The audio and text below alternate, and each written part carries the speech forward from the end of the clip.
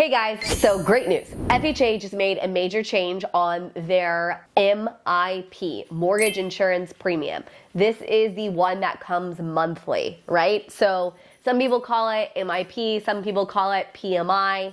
FHA's version is technically called MIP, or mortgage insurance premium. This is a monthly amount that you pay every single month if you have an FHA loan, right? So about 10, 15 years back, FHA made some changes, and then they made some minor changes ever since.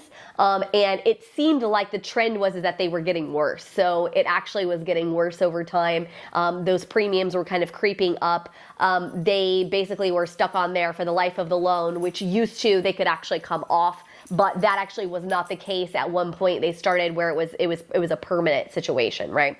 Anyhow, so they made some changes. What do the changes look like, and what does it mean for you? So if you've been considering getting an FHA loan, so starting on March 20th, that is starting on March 20th. So any loans that are closed on March 20th or later, they're going to abide by this new amount. So previously, the amount was 85 basis points. And I know you're saying to yourself, basis points, what the heck is that? So it was 85, so 0.85% of the loan total divided was how much monthly amount that was. That actually got reduced by roughly 35%. So it went down to 50 basis points. Okay, so that's a pretty big savings for people who, you know, were expecting to pay the higher amount. So that's a good thing. We like that, right?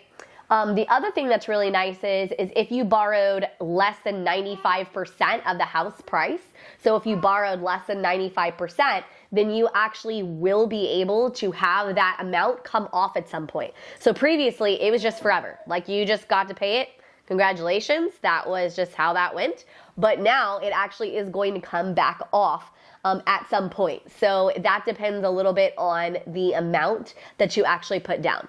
So just so you can clarify, it's actually 41% savings if you go ahead and you are borrowing less than 95% of that purchase price, okay? So it's kind of important to notate. So if it's less than 95%, right? So if you're putting 5+% down, it's actually like a 41% savings off of that monthly amount, right? If you are using traditionally what most people do, which is only put like the 3.5% down, if that's what you're doing, then it is 35% savings. Either way, you're still getting a good chunk of savings right there, which is awesome. It means that you're going to be able to afford more house, which is also awesome. So the other thing that you should notate is like I said, if you put 10% or more down, then in that particular case, you actually are not going to pay that mortgage insurance over the life of the loan. You're only going to pay for it for 10 years.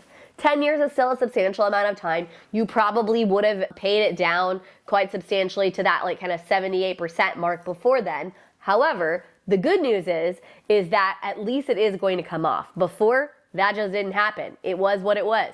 You got to pay it forever. Congratulations. Unless you wanted to refinance, sell the house, or something of that sort, right? So the good news is that we are getting some relief. Let me see if I can give you some rough numbers just to kind of give you an idea. I'm gonna go ahead and pull my phone, and so we're gonna do the numbers. So let's pretend for a second that you bought a $400,000 house, okay? And let's say that you put 3.5% down, which would mean that you would have a loan amount of $386,000, right? And under the old rules, your mortgage insurance would be $3,281 a year, or in a monthly amount, $273 a month, okay? Now, under the exact same scenario, again, you're still borrowing $386,000. That has not changed. But your new amount would be $2,123, or $176 per month. So that's a pretty substantial savings. I'll take that, right?